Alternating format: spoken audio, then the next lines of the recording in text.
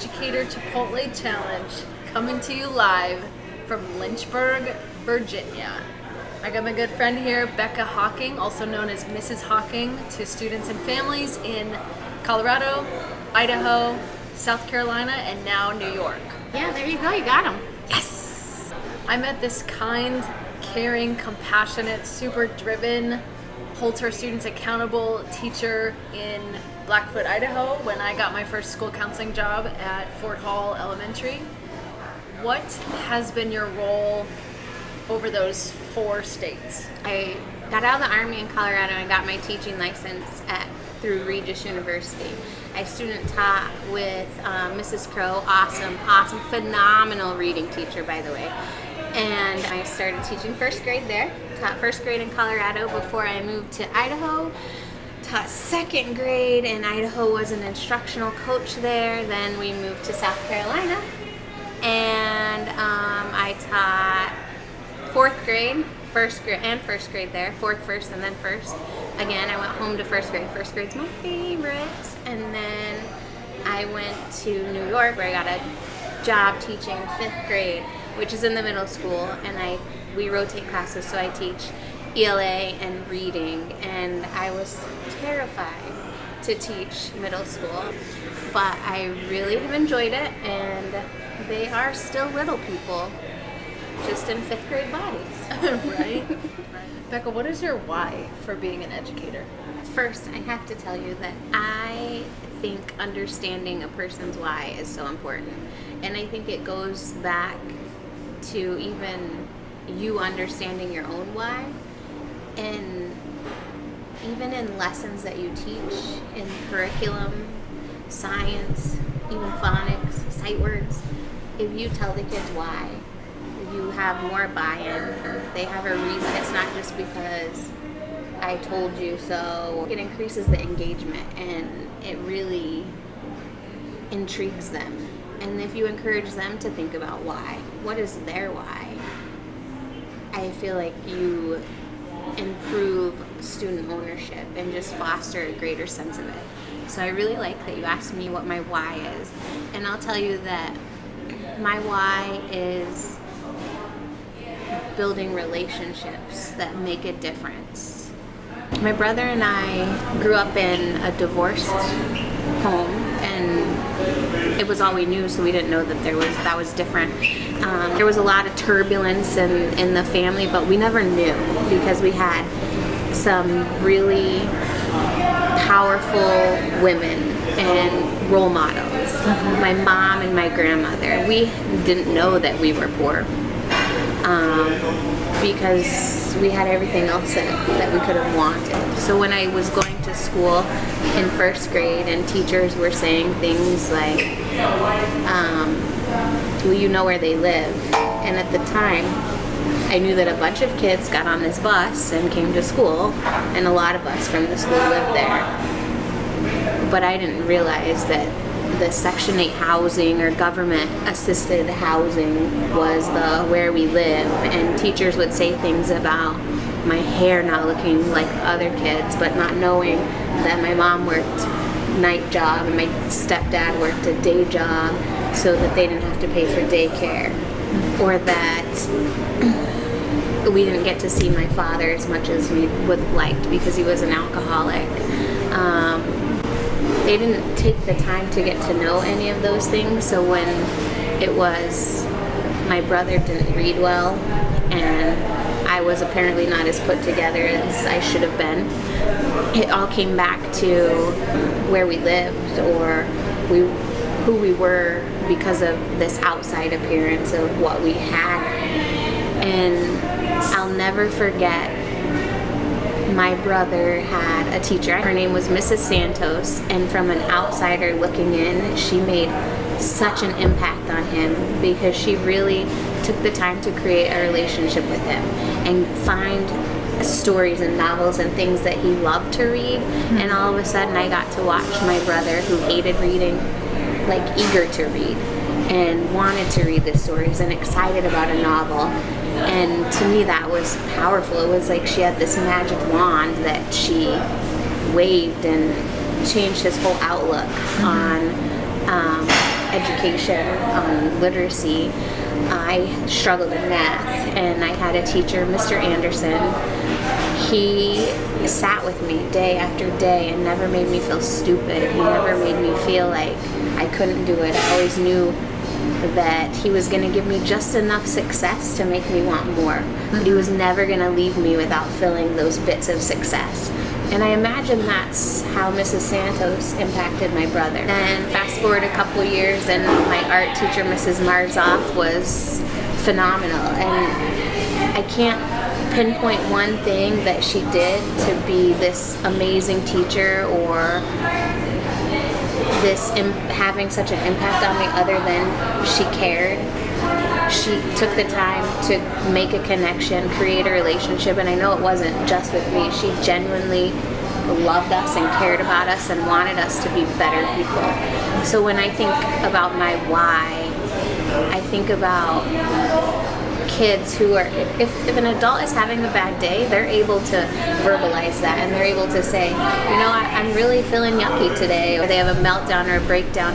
They can equate that to something else in their life usually and be able to figure that out. And some adults have gotten there and still trying to work on why those emotional reactions come. But as kids, we forget sometimes what's age appropriate, and we forget that they're not always equipped with the tools to understand why they're having a bad day or why they're reacting in the way that they're reacting. I love reading and I love books, so a lot of my analogies in classes come from books or come from the idea that books can open up, or stories can open up a new world to you and make you realize things you never realized, and you connect to these characters. And before we judge anybody, you really have to think about how a book makes you feel, and with the character. When you're reading the character, even if it is the character who is the bad guy in the story, if you're attached to that character, you want what's best for that character, and you begin to realize why they make the choices they make and why they are who they are. And you start to understand them from their perspective.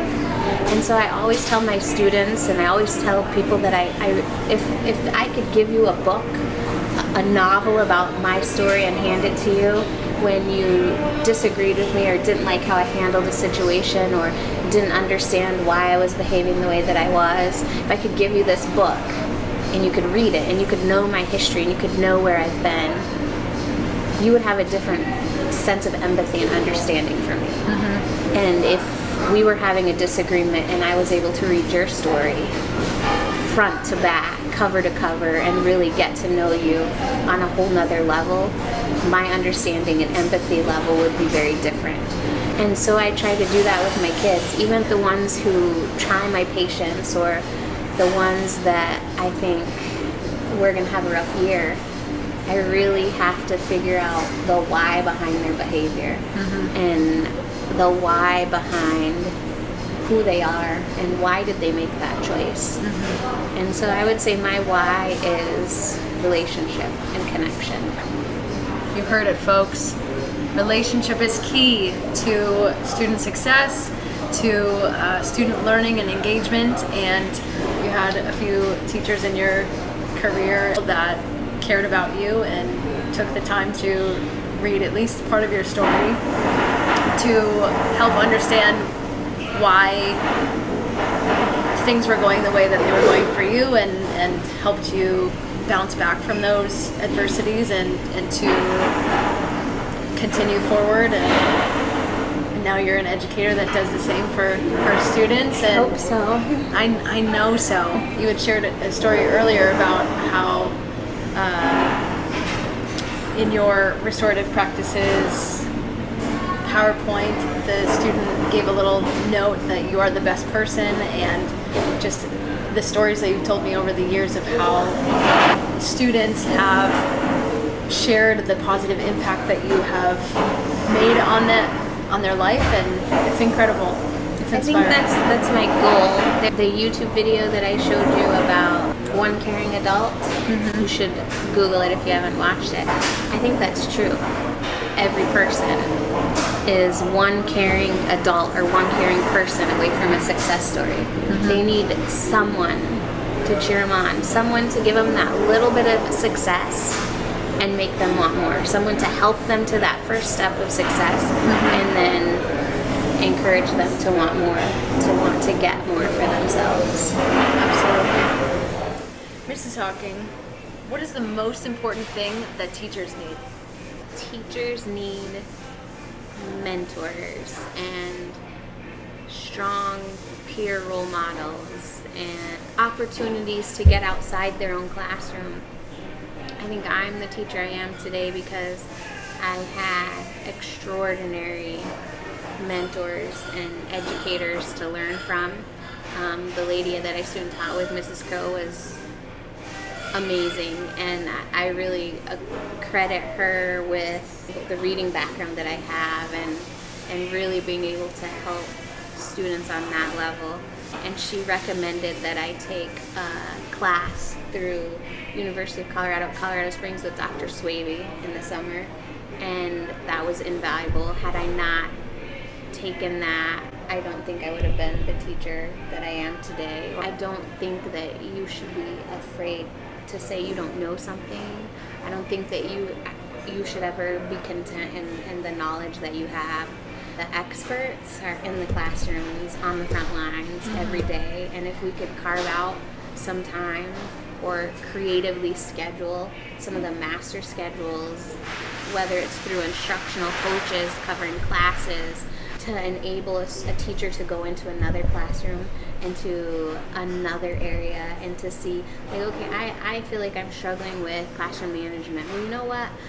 Down in room 220, they are doing phenomenal things with classroom management. Why don't you go spend an hour there?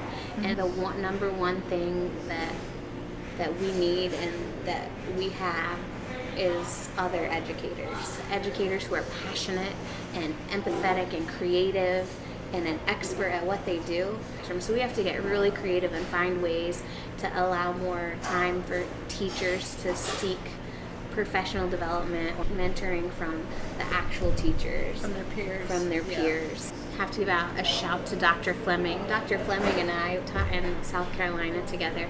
We were taught first grade together, and but she and I planned some really creative, crazy things for engagement, and I learned a lot from her. And let me go to Idaho, Kathy Malm. Big shout out to her.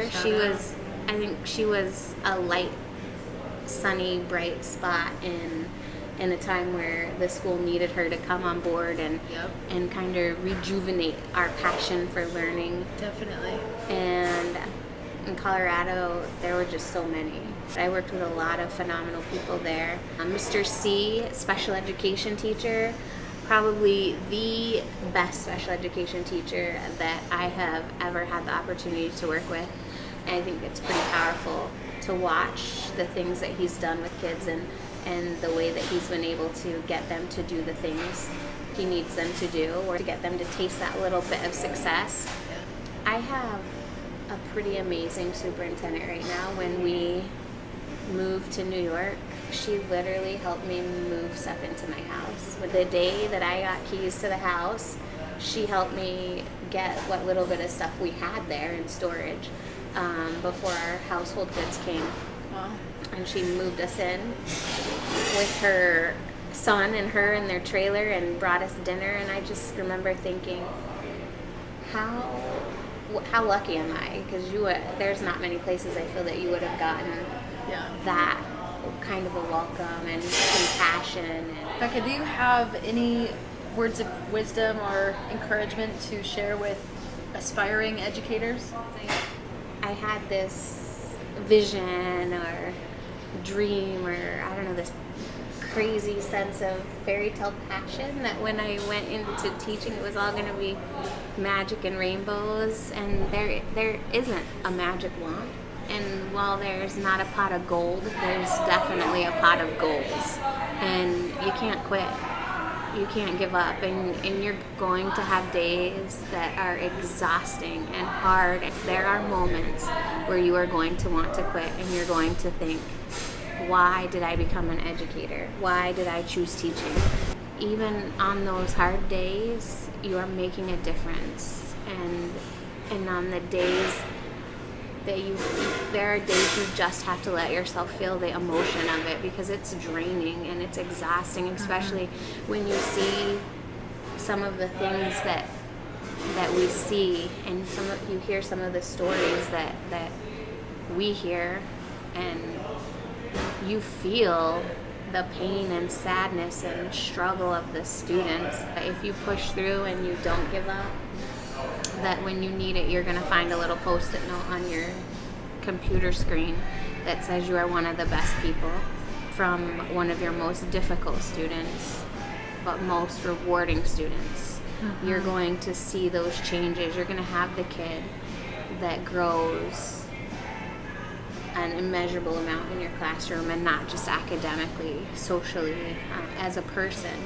You're going to leave a lasting impact. And not all of your days are going to be standing at the top of the mountain of success. Some of them are going to be trying to climb up to that mountain, and some of them you're going to be at the bottom in the valley going, why am I here? But more of those days are about the journey and the struggle, and it may feel like just you in those moments, but when you look back on it, you realize that it's not just you, it's you and the families that you've impacted, it's the students, and it's those little pieces. And for every sad story, I carry probably 100 funny stories, and probably 1,000, man, I'm really glad I went to work today stories. And when you get to the top of that mountain and you look out, your city and the people around you are going to be all of the positives and all of the impact that you've made. Even my challenging kids are there for a reason. We're all in that moment together, and there's a reason that our paths crossed on that day, and you just have to make the most of it. You cannot give up. You should put one foot in front of the other and keep going, because it will be worth it. It is worth it, even on the most difficult days. And even when I think, why did I become a teacher? When I really stop and think about it, there is absolutely nothing else I would rather